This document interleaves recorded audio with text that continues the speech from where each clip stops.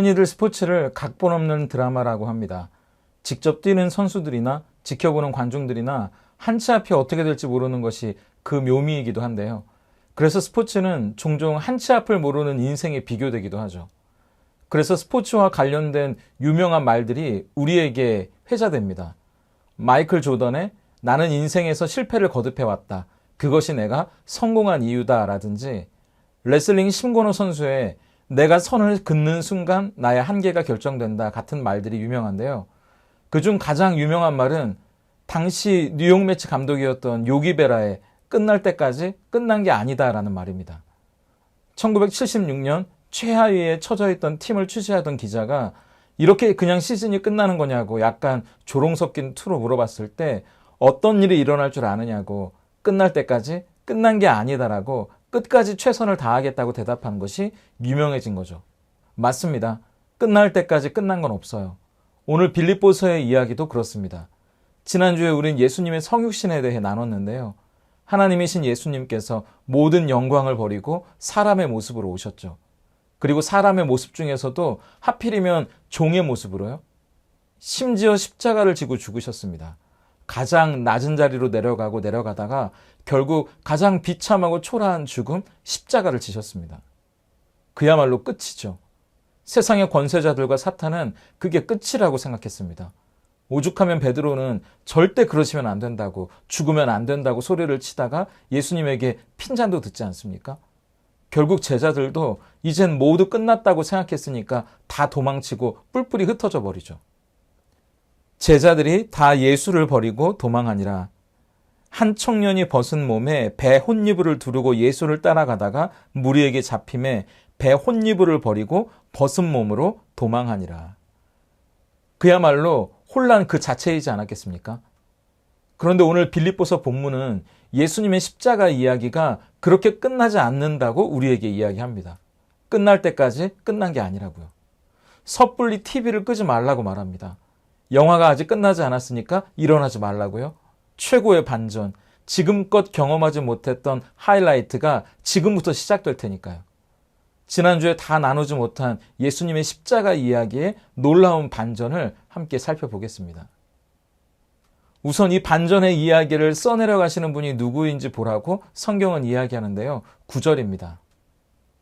이러므로 하나님이 그를 지극히 높여 모든 이름 위에 뛰어난 이름을 주사. 지난 5절부터 8절까지는 낮게, 더 낮게 하나님이시지만 사람의 모습으로 종의 형체로 십자가를 지는 죽음의 자리까지 낮아졌던 예수님의 이야기였습니다. 당연히 예수님이 주어였죠. 하지만 9절부터는 그 주어가 바뀝니다. 누구로요? 하나님이 그를 지극히 높여. 하나님이 모든 이름 위에 뛰어난 이름을 주사 하나님이 주어입니다. 하나님, 그분이야말로 이 모든 이야기를 뒤집으시는 분이라는 거예요. 하나님의 뜻을 이루기 위해 우리를 구원하기 위해 가장 낮은 자리까지 순종하며 내려가신 예수님을 가장 높은 자리로 끌어올리시고 모든 이름 위에 뛰어난 이름을 주십니다. 바로 하나님이 예수님의 이야기 속에 놀라운 반전을 주도하시고 우리를 향한 당신의 계획을 이루어 가신다는 이야기입니다. 여기에서 우리는 진짜 겸손이 뭔지 생각해 보게 돼요. 예수님이야말로 가장 겸손한 분 아니십니까? 가장 낮고 낮은 자리로 심지어 죽음까지도 순종하셨던 분이니까요. 예수님은 그게 끝이 아니라는 걸 알고 계셨어요. 요한복음 6장 38절입니다. 내가 하늘에서 내려온 것은 내 뜻을 행하려 함이 아니요 나를 보내신 이의 뜻을 행하려 함이라. 그게 뭔가요? 40절이죠. 내 아버지의 뜻은 아들을 보고 믿는 자마다 영생을 얻는 이것이니 마지막 날에 내가 이를 다시 살리리라 하시니라. 십자가가 베드로가 이야기하는 것처럼 실패가 아니라는 것도 알고 계셨고 사탄과 세상 권세 잡은 자들의 생각처럼 모든 게 끝나는 것이 아니라는 것도 알고 계셨습니다. 그 십자가야말로 온 세상을 구원할 하나님의 놀라운 지혜라는 것을 알고 계셨죠. 그러니까 진짜 겸손은 하나님이 끝이라고 하기 전까지 내가 먼저 끝이라고 이야기하지 않는 거예요. 그런데 우리가 먼저 끝이라고 자리를 털고 일어나면 끝이라고 포기해버리는 것만큼 하나님을 무한하게 만드는 일이 어디 있겠습니까? 어제 한 성도님에게 아침 일찍 연락이 왔어요. 안 좋은 일이 생겨서 통화를 하고 싶다는 거였는데요. 놀라서 통화를 나누는데 이분이 몇 년 전부터 이유를 알 수 없는 어지럼증 때문에 많이 힘들어 하셨거든요. 그런데 지난주 목요일에 견딜 수 없을 만큼 몸이 힘들고 숨을 쉬기에도 힘들어서 병원 응급실에 실려가셨답니다. 병원에서도 몸에 딱히 이상이 없으니까 혹여나 싶어서 정신과 쪽에서 좀 진료를 보면 좋겠다고 권유했다고 해요. 진료 중에 공황발작 증세를 받았다고, 교감신경 쪽에 문제가 생긴 것 같으니까 정신과 쪽에서 치료를 해보자고 이야기를 하더라는 거예요. 그런데 그게 너무 낙심이 되고 힘드셨나 봐요.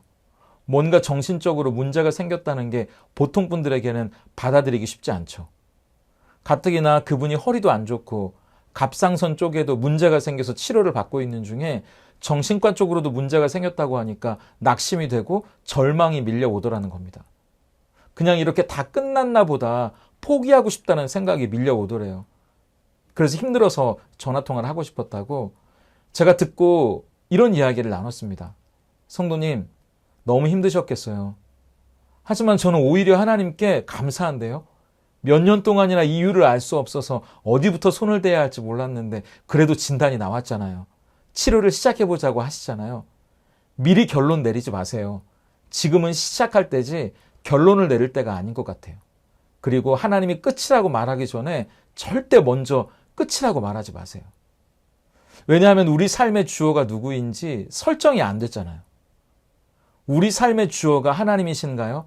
아니면 나인가요? 만약 끝을 내는 주어가 나라면 우리 인생은 여기까지 못 왔습니다. 그렇지 않으세요? 우린 너무 걱정도 많고요. 불안도 많고요. 한치 앞이 어떻게 될지 모르는 어리석은 양 같거든요. 만약 끝을 낼 수 있는 권한이 우리에게 있었다면 진작에 우리 인생은 큰일 났을지도 모릅니다. 우리 인생의 주어가 하나님이셨기 때문에 수많은 반전을 통해 여기까지 올 수 있었던 거 아닙니까? 9절은 8절까지 예수님의 자기 희생과 겸손에 이어 하나님이 하신 일들을 연결하는 접속사인 이러므로로 시작됩니다. 박순용 목사님의 그리스도 예수의 마음을 품으라 라는 책에 보니까 이 이러므로를 이렇게 풀어놓으셨더라고요. 자기를 낮추신 그리스도의 마음에 하나님이 반응하셨다. 그것이 이러므로라는 접속사에 담긴 뜻이라고요. 예수님이 하나님의 뜻을 헤아렸고 그 뜻을 이루기 위해 가장 낮은 자리로 겸손히 내려가셨고 십자가에서 죽기까지 하셨잖아요. 그걸 하나님이 그냥 두고만 보지 않았다는 겁니다. 예수님의 마음에 하나님이 반응하신 거래요. 이러므로 하나님이 그를 높이시고 가장 영광스러운 이름을 얻게 하셨다고요. 그렇다면 우리가 우리 인생의 이야기에 주어가 하나님이시라는 걸 신뢰한다면요. 여러분이 하나님의 뜻에 순종해서 인생 가운데 복음에 합당하게 살아가는 용기를 낸다면 하나님이 그냥 복음만 계시지 않을 거라는 거예요. 왜요? 그분은 우리의 삶에 반응하시는 분이거든요. 보세요. 나로 말미암아 너희를 욕하고 박해하고 거짓으로 너희를 거슬러 모든 악한 말을 할 때에는 너희에게 복이 있나니 기뻐하고 즐거워하라. 하늘에서 너희의 상이 큼이라. 너희 전에 있던 선지자들도 이같이 박해하였느니라. 저는 여기서 두 가지 반전을 발견합니다. 이 땅에서의 고난과 핍박을 여기서 갚아주시지는 않는다는 거예요. 그러니까 이 땅에서 어떤 반전이 없다고 해도 실망하거나 낙심하지 말라는 겁니다. 반전은 여기서가 아니라 하나님의 나라에서 이루어지니까요. 예수님을 보세요.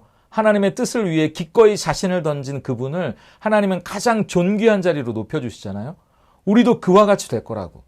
장차 우리가 하나님 앞에 서게 될 때 우리의 상이 클 거라고 말씀해 주십니다. 이 땅에서와는 전혀 다른 반전이 우리를 기다리고 있다는 거예요. 그러면 어떤 일이 일어난다는 건가요? 이곳에서의 반전은 우리의 마음에서 일어난다는 겁니다. 어떻게 해요? 고난과 핍박 가운데에서도 오히려 기뻐한답니다. 즐거워할 수 있다는 거예요. 그거야말로 세상 사람들이 도무지 이해할 수 없는 반전 아닙니까? 그리스도인들을 핍박하고 죽이면 금방 끝날 거라고 생각했던 세상 사람들의 기대를 보기 좋게 무너뜨리는 반전이죠. 예수님을 높이신 하나님을 바라보세요. 그분이 끝이라고 말씀하시기 전에 절대 우리가 먼저 끝이라고 결론을 내지 마세요. 그리고 세상의 반응도 두려워하지 마세요. 여러분의 믿음에 반응하실 분은 세상이 아니라 하나님이시기 때문입니다. 세상의 반응을 두려워하거나 창피해하며 신경 쓸 것이 아니라 우리의 믿음에 반응해 주실 하나님의 시선을 신경 쓰세요. 가장 겸손하게 우리의 삶의 키를 그분께 드리고 그분의 뜻대로 살아가기를 선택할 때 하나님의 상이 저 하늘에서 여러분 가운데 클 겁니다. 그리고 여러분의 마음 가운데 가장 놀라운 반전, 은혜와 평강과 기쁨을 주실 거예요. 두 번째는 하나님이 써내려 가시는 반전의 이야기 그 중심에 누가 있는지 바라보라는 겁니다. 먼저 그 반전의 이야기부터 살펴볼까요? 첫 번째 반전은 십자가가 승리라는 반전입니다. 세상의 권세 잡은 자와 사탄은 예수님을 십자가에 못 박으면 모든 게 끝날 거라고 생각했겠죠. 그런데 예수님은 로마 군인들이 갑자기 쳐들어와서 잡아갈 때 순순히 잡혀가시잖아요. 하나님은 그 십자가를 못 본 척 지켜만 보십니다. 하지만 십자가야말로 처참한 저주의 끝이 아니었습니다. 고린도전서 2장 8절입니다. 이 지혜는 이 세대의 통치자들이 한 사람도 알지 못하였나니 만일 알았더라면 영광의 주를 십자가에 못 박지 아니하였으리라. 하나님의 놀라운 반전이었습니다. 골로새서 2장 14절입니다. 우리를 거스르고 불리하게 하는 법조문으로 쓴 증서를 지우시고 제하여 버리사 십자가에 못 박으시고. 예수님이 오시기 전에 우리는 정말 계속 당하고만 살았거든요. 우리 안에 죄가 있잖아요.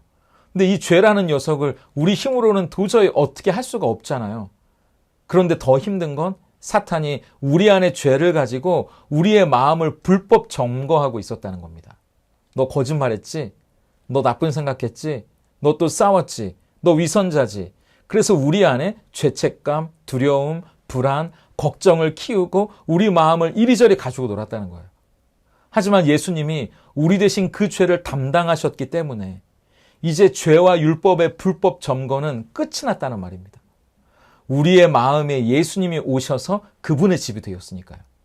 그러니까 옛날 계약서는 끝이라는 겁니다.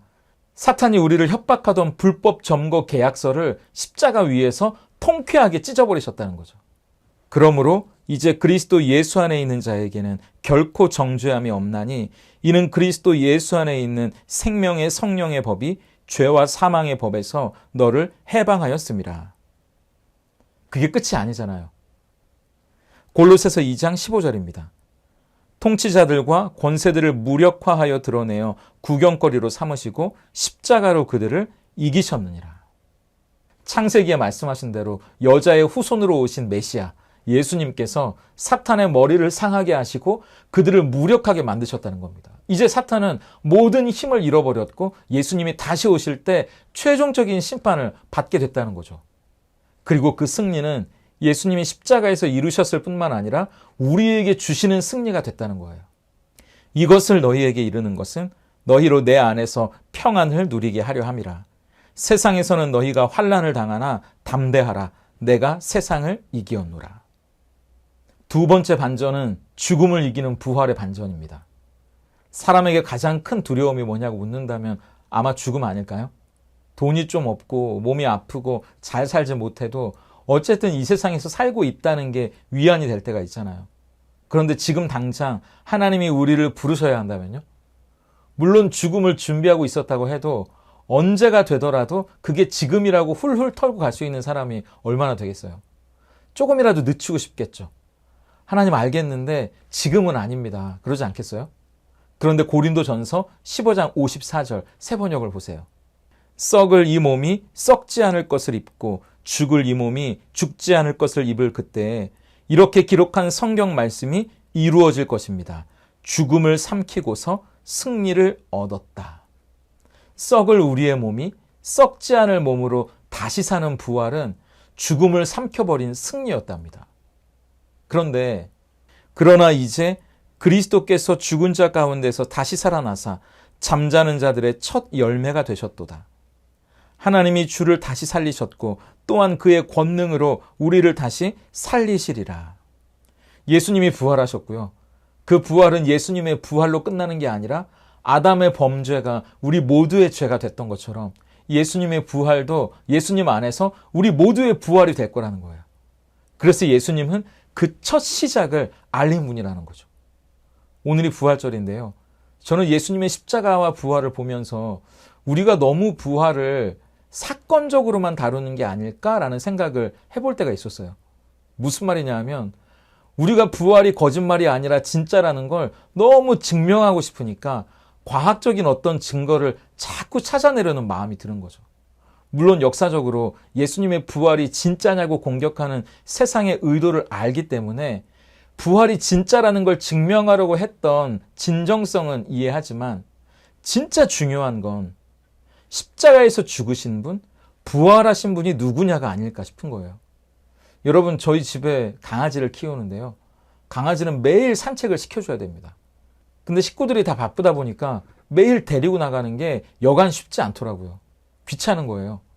쓰레기 분리수거 같은 것도 그렇거든요. 다 일일이 그걸 분리해서 정해진 날 한아름 들고 나가서 버리는 게 이게 다 바쁘다 보니까 귀찮죠. 여러분, 집 앞 편의점에 뭐 사러 나가는 것도 귀찮지 않으세요? 그런데 하나님이신 예수님께서 이 땅에 오셨고 모든 영광을 버리고 사람의 모습으로 오셨을 뿐만 아니라 십자가에서 죽으셨다고요? 그것만큼 큰 일이 어디 있어요? 그리고 죽음을 경험하시고 3일 만에 다시 부활하셔서 하나님이 되시는 이 이해할 수 없는 번거로운 일을 왜 하셨냐는 겁니다. 바로 여러분과 저를 위해서죠. 정작 이 반전의 주인공이 누구인지는 뒤로 빠지고 이 반전이 진짜냐 아니냐만 가지고 이야기를 하는 건 아닐까 싶었던 거예요.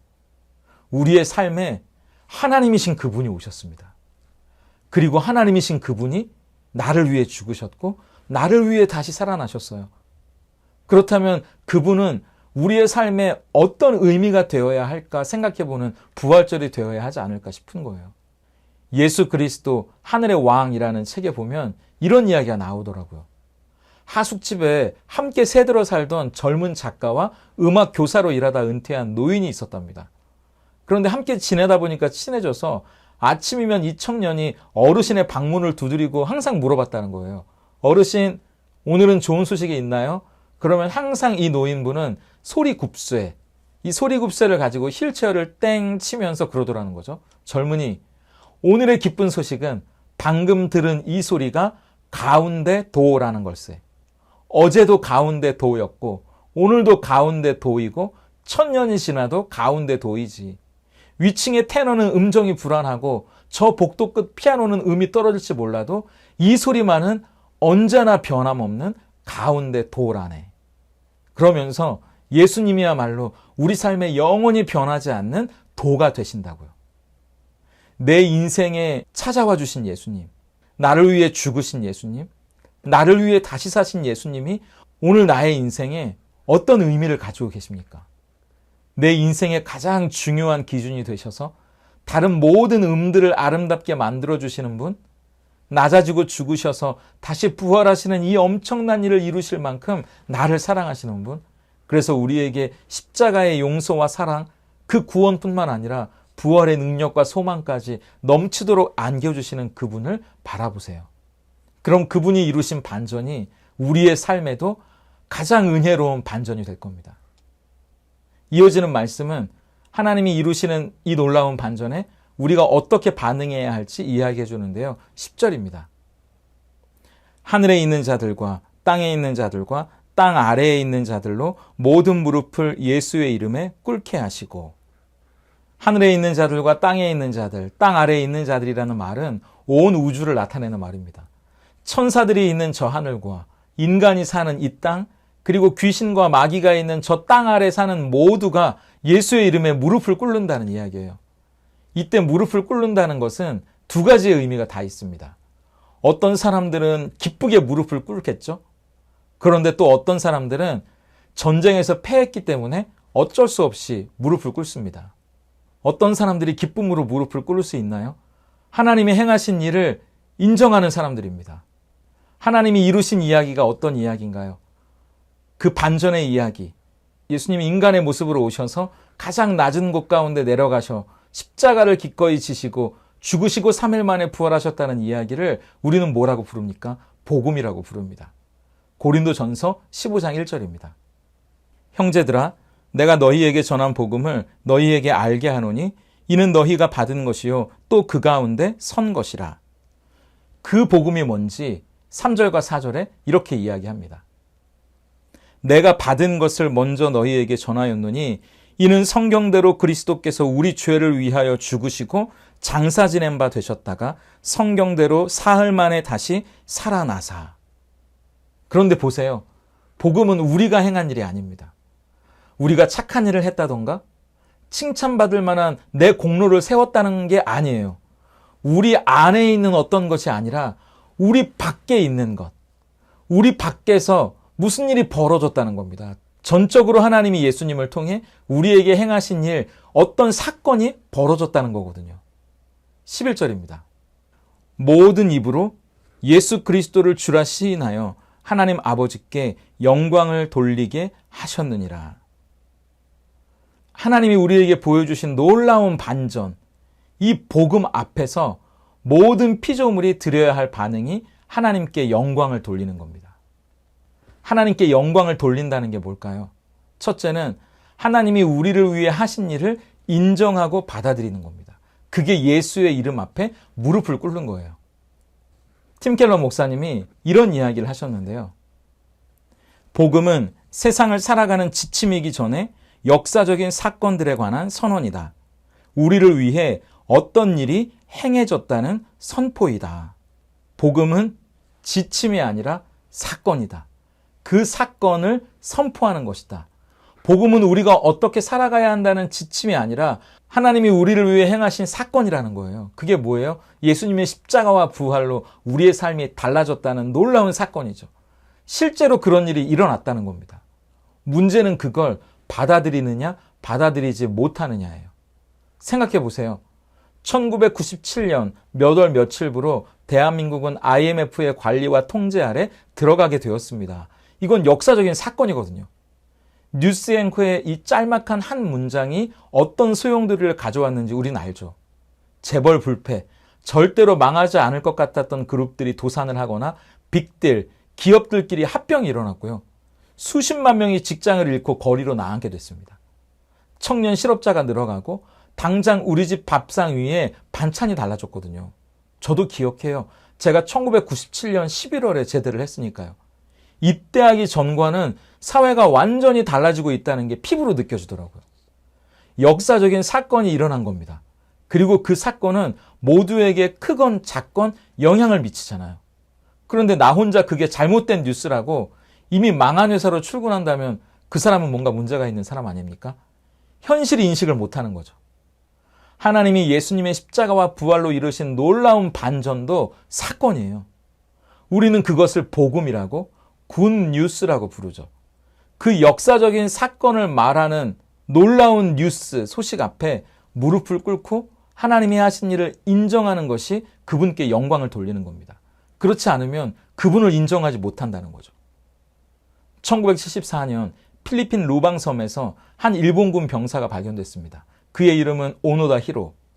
이미 1945년에 2차 세계대전이 일본의 패배로 끝났지만 무려 29년 동안이나 현실을 부정하고 필리핀 정글에서 혼자만의 싸움을 벌여나간 것으로 유명하죠. 일본이 망했다는 걸 아무리 망해줘도 믿지를 않는 겁니다. 결국 그는 이제 60대가 넘어서 할아버지가 된 직속 상관이 직접 필리핀으로 와서 전쟁이 끝났으니까 복귀하라는 명령을 하고 나서야 그걸 듣고 정글에서 나오게 됩니다. 예수님의 십자가와 부활로 이제 모든 전쟁은 끝났습니다. 예수님이 이기셨고 세상과 사탄은 패배했어요. 은혜가 이겼고 율법은 패배했습니다. 그걸 인정하셔야 돼요. 이제 여러분의 힘, 여러분의 오기, 여러분의 혈기로 살아가는 것을 멈추세요. 그 전쟁은 끝났습니다. 하나님의 은혜로 살아가는 거예요. 돈, 성공, 외모, 학벌, 인간관계가 여러분에게 만족을 줄 수 없습니다. 그 전쟁은 끝났습니다. 이미. 오직 예수 안에서 주어지는 참된 만족만이 여러분을 살립니다. 이미 망한 회사로 출근하지 마세요. 하나님이 여러분을 위해 지으신 복음, 그 은혜 앞으로 나오세요. 그 은혜는 여러분을 위해 아낌없이 베푸시는 하나님의 사랑입니다. 그것을 주시기 위해 예수님이 이 땅에 오셨고 십자가를 지고 죽으셨고 3일 만에 부활하셨어요. 그 놀라운 반전 앞에 하나님이 행하신 그 일을 인정하는 것이 하나님 앞에 영광을 돌리는 일입니다. 두 번째는 그것을 인정하기 때문에 이제 세상의 가치관이 아니라 하나님 나라, 이 복음이라는 가치관으로 살아가는 거예요. 그러면 우리의 삶을 통해 하나님이 영광을 받으신다는 겁니다. 다시 11절입니다. 모든 입으로 예수 그리스도를 주라 시인하여 하나님 아버지께 영광을 돌리게 하셨느니라. 이 당시에 주님이라는 단어를 붙일 수 있는 대상은 딱 한 명, 황제밖에 없습니다. 황제가 살아있는 신이었고 모든 세상의 기준이었거든요. 더군다나 기독교가 탄압받던 시기에 황제가 아니라 예수님이 주님이시라고 고백한다는 건요, 진짜로 끌려가서 모진 고문을 당하는 겁니다. 죽음을 각오해야만 할 수 있는 일이에요. 그런데 이건 내가 예수를 믿느냐 안 믿느냐의 문제가 아닙니다. 입으로만 예수를 믿는다고 말하는 것을 넘어서는 거예요. 지금 우리에게 적용되는 것은 우리의 삶을 통해 진짜 예수님을 주인으로 모시고 살아가는 사람답게 살고 있느냐의 문제입니다. 진짜 예수님을 주인으로 모시고 살아가는 사람답게 살아갈 때 하나님이 영광을 받으신다는 거죠. 제가 오늘 말씀 제목을 놀라운 반전, 위대한 도전이라고 썼는데요. 하나님이신 예수님이 우리에게 자기의 목숨을 걸고 반전의 카드를 보여주셨다면 우리도 그걸 보고 과감하게 위대한 도전을 할 수 있지 않겠습니까? 세상의 기준, 내 안의 우상을 무너뜨리는 위대한 도전이요. 오직 나와 내 집은 하나님을 따르겠다. 하나님 나라의 가치관을 따르겠다. 복음으로 살아가겠다고 결단하고 도전하는 용기를 보일 때 하나님이 영광을 받으실 거라고 저는 믿습니다. 팀 체스터의 십자가와 부활을 사는 일상 영웅이라는 책에 보니까 고린도전서 15장 31절 32절을 인용하면서 이런 내용이 나오더라고요. 먼저 말씀을 볼까요? 형제들아, 내가 그리스도 예수 우리 주 안에서 가진 바 너희에 대한 나의 자랑을 두고 단언하노니 나는 날마다 죽노라. 내가 사람의 방법으로 에베소에서 맹수와 더불어 싸웠다면 내게 무슨 유익이 있으리요? 죽은 자가 다시 살아나지 못한다면 내일 죽을 터이니 먹고 마시자 하리라. 말씀을 보면 두 가지 추론이 가능합니다. 첫 번째, 죽음 이후의 삶이 없다면 현재의 즐거움을 위해 살아도 된다. 두 번째, 죽음 이후의 삶이 있다면 영원한 상급을 위해 산다. 그럼 이걸 뒤집어 놔도 참이 된다는 겁니다. 어떻게 해요? 첫째, 현재의 즐거움만을 위해 살고 있다면 당신은 부활을 믿지 않는 사람으로 살고 있는 것이다. 둘째, 영원한 상급을 위해 살고 있다면 당신은 부활을 믿는 사람으로 살고 있는 것이다. 그러면서 이렇게 말하는데요. 들어보세요. 바울은 매일 죽는 것을 준비한다. 희생의 삶을 살며 더욱 힘써 섬긴다. 그는 매일 죽는 것을 준비한다. 희생의 삶을 살며 더욱 힘써 섬긴다. 심지어 맹수를 만날 것도 준비한다. 삶의 목적이 있기 때문이다. 부활이 있기 때문이다. 어떤 사람들은 오늘을 위해 살고 내일 죽는다. 그러나 그리스도인들은 오늘 죽고 내일을 위해 산다. 그리스도인들은 오늘 죽고 내일을 위해 산다. 우리 그리스도인들은 내일을 위해 기꺼이 오늘을 죽을 수 있는 사람들이라는 이 말이 뭉클해지더라고요. 세상의 기준과 세상의 욕망은 기꺼이 십자가 앞에 무너뜨릴 수 있는 용기, 우리가 따라가야 할 길, 날마다 자기를 부인하고 십자가를 지고 주님을 따르는 그 길을 살아갈 때 하나님이 영광을 받으신다는 겁니다. 그것이 우리가 할 수 있는 위대한 도전이라는 거예요. 하나님이 우리에게 보여주신 놀라운 반전에 반응하는 우리의 위대한 도전을 통해 하나님이 영광을 받으신다는 겁니다. 오늘 부활절을 보내면서 마침 지난주와 이번 주 말씀이 예수님의 낮아지심과 십자가, 하나님의 높여주심과 부활에 대해 나눌 수 있었는데요. 하나님이 끝났다고 말하기 전에는 섣불리 결론을 내리지 마세요. 반전의 주어가 되시는 하나님을 신뢰하며 기꺼이 내 삶을 믿음에 던지는 위대한 도전을 해보세요. 기꺼이 낮아지고 죽는 길인 줄 알면서도 십자가로 걸어가셨던 예수님을 하나님은 두고만 보지 않으십니다. 하나님은 그분을 높여 모든 이름 위에 뛰어난 이름을 주셨잖아요. 그분이 우리의 삶을 붙드시는 주님이라면 우리를 보고만 계시지 않을 겁니다. 하늘에 약속된 영원한 상이 우리를 기다리고 있어요. 오늘 우리의 마음속에 우리의 상황은 어떠할지라도 그분만이 주실 수 있는 기쁨과 평강의 반전을 주실 겁니다. 지난 주간 함께 나눴던 십자가의 한량없는 사랑과 능력, 그리고 오늘 이 부활의 아침에 나누는 예수 부활의 사건이 진짜 우리의 삶에 영향을 미치는 하나님의 반전이 되기를 소망해요. 그리고 그 하나님의 반전이 우리의 위대한 도전으로 이루어질 수 있기도 소망합니다. 그 도전으로 하나님이 존귀하게 여겨주시는, 우리의 도전으로 하나님께 영광 돌리는 저와 여러분이 될 수 있기를 소망합니다.